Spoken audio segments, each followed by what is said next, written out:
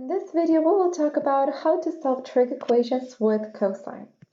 So if you have cosine of x equals to a, where a is a number between -1 and 1, then x would equal to our cosine of a plus the period 2 pi k and 2 pi minus our cosine of a plus the period 2 pi k.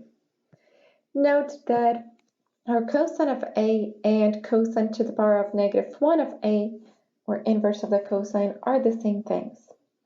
And k in this case is any integer like 0, 1, 2, 3, -1, -2, and so on. Let's look at the example.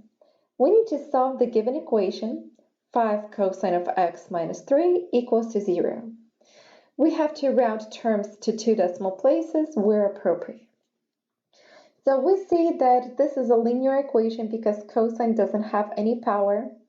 That means that we want to isolate cosine on one side and move all the other numbers to the other side. So first thing that we will do is we will add 3 to both sides. So we will have 5 cosine of x equals to 3. And then we will divide by 5 both sides. So we will have cosine of x equal to 3 over 5. So in our case, 3 over 5 is a. So using the formulas that we just discussed, x would equal to our cosine of a, which is 3 over 5, plus the period 2 pi k. And we'll have another equation for x. So x equals to 2 pi minus our cosine of a, which is 3 over 5, plus the period 2 pi k. Now, we do not have 3 over 5 on the unit circle. That's not one of the values that we know. So we would have to use the calculator to calculate this expression. And if we plug our cosine of 3 over 5 into our calculators, we'll get 0.93. I already rounded it to 2 decimal places. Make sure that your calculators are in radians.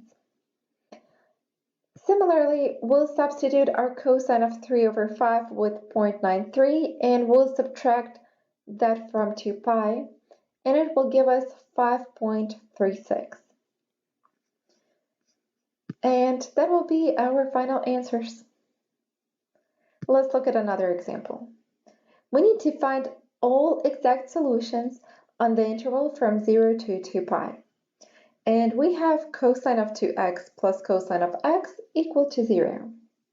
Now notice that in this equation, we have different angles. So we have 2x and x. That means that we have to do something about that double angle to reduce it to a single angle. So we want all angles to be the same. So we have to deal with cosine of 2x right now. We recall that cosine of 2x is equal to 2 cosine squared of x minus 1. There's 2 other versions of this formula, but I'm using this particular version because we already had cosine of x in our equation. So we want to stick with one trig function. So we will substitute cosine of 2x with 2 cosine squared of x minus 1. And we can rewrite it in descending order by switching places -1 and cosine of x. So we will have 2 cosine squared of x plus cosine of x minus 1 equal to 0. So this is the equation that we have so far. Now we can notice that the largest power of cosine is 2, which means that this is a quadratic equation. And if you see right away how we can factor this equation, that's awesome. If you don't, I recommend you to do the u substitution. So we will say that let u equal to cosine of x. And then we'll replace every single cosine in our equation with u. And if we have cosine squared, that's going to give us u squared. So we have 2 cosine squared of x, which will give us 2u squared, plus cosine of x, which will give us plus u, and minus 1 equal to 0. And after that, you can factor it or use quadratic equation, quadratic formula, it's up to you. I will be using quadratic formula. So u12 equal to negative b, which is negative the number standing next to u, so negative 1, plus minus square root of b squared, so square root of 1 squared, minus 4 times ac. So times a, that's the number standing next to u squared, and times c, that's the free constant. And over 2a, so over 2 times the number standing next to u squared. And if we carefully simplify this expression, we'll get negative 1 plus minus 3 over 4. So negative 1 plus 3, that will give us 2, and 2 over 4, that's the same as 1/2. And if we calculate the same expression with the minus, negative 1 and negative 3 will give us negative 4. Negative 4 over 4 will give us negative 1.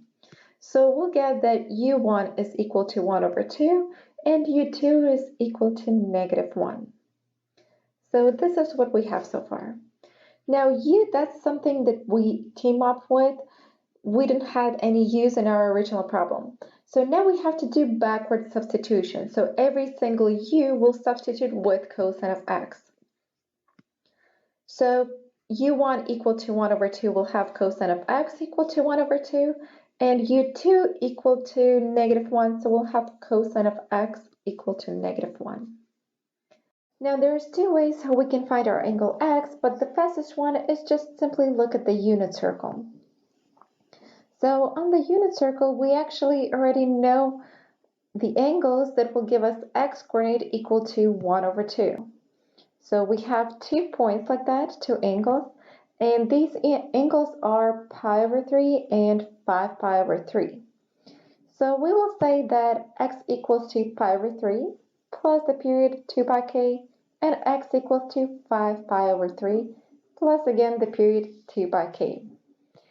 Similarly, we'll find angle x when cosine of x is equal to negative 1. So if we look at the unit circle, there's only one angle that makes x coordinate equal to negative 1, and that angle is pi, or in degrees 180 degrees. So that means that x equals to pi and plus the period 2 pi k.